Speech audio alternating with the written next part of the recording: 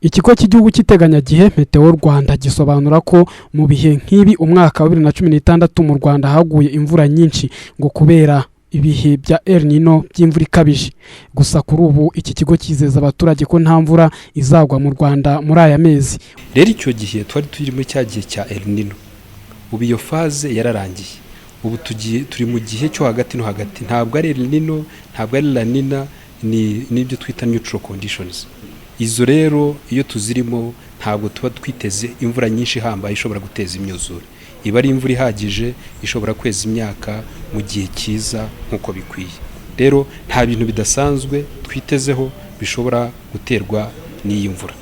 By'umwihariko ukwezi kwa kane no kwa gatanu mu mwaka wa 2016 niho haguye imvura ikabije mu duce dutandukanye tw'igihugu, isenya ibikorwa remezo nk'amashuri n'imihanda, isenya amazu ya bamwe mu baturage, inabangiriza imyaka mu mirima ndetse ihitana n'ubuzima bwa bamwe, aho nko mu ijoro ryo ku itariki ya 4 z'ukwezi kwa gatanu imvura yishe abantu 35 barimo 17 bo mu murenge wa Gakenke, akarere ka Gakenke.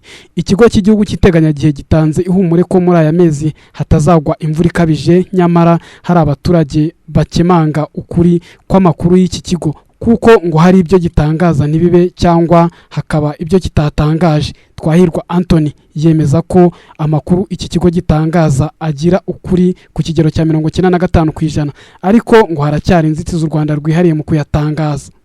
Haraburamo wenda ikoranabuhanga rigezweho, haraburamo kubitangaza kenshi, yuko usanga nk'ibihugu byateye imbere usanga bifite itangazamakuru ryabyo nka televiziyo na radio.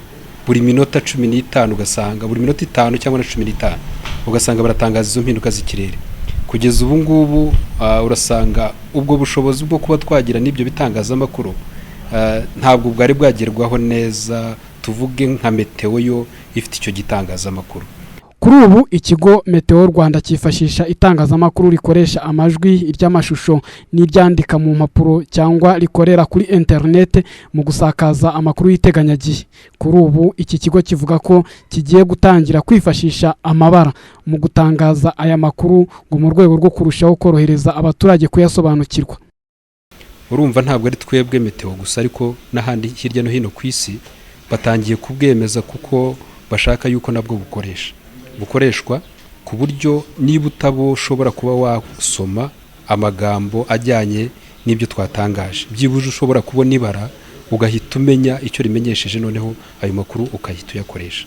Nk'ubu ngubu hakozwe ibyapa bitandukanye mu ntara y'Iburengerazuba, noneho aho tugishinze hakaba hari umuntu ukurikirana n'ikirere ukuntu gihinduka, akajya ashyiraho ako kadarapo hejuru y'icyo cyapa, noneho bikajyanisha n'ayo makuru. Ubu tuzaba twaramaze guhugura abantu bazajya babikoresha n'abaturage bahatuye ku buryo noneho bizajya bibafasha kumenya izo mpinduka z'ikirere duteganya. Meteo Rwanda ibarura sitasiyo zisaga 300 hirya no hino mu gihugu ngo zifashishwa mu gukusanya amakuru kwiteganyagihe. Mu mpera z'umwaka wa 2015 u Rwanda rwatangiye gukoresha n'icyuma cyitwa radar ngo gihambaye mu kubona impinduka z'ikirere z'akanya gato, bityo abaturage bakaburirwa zitarabagiraho ingaruka.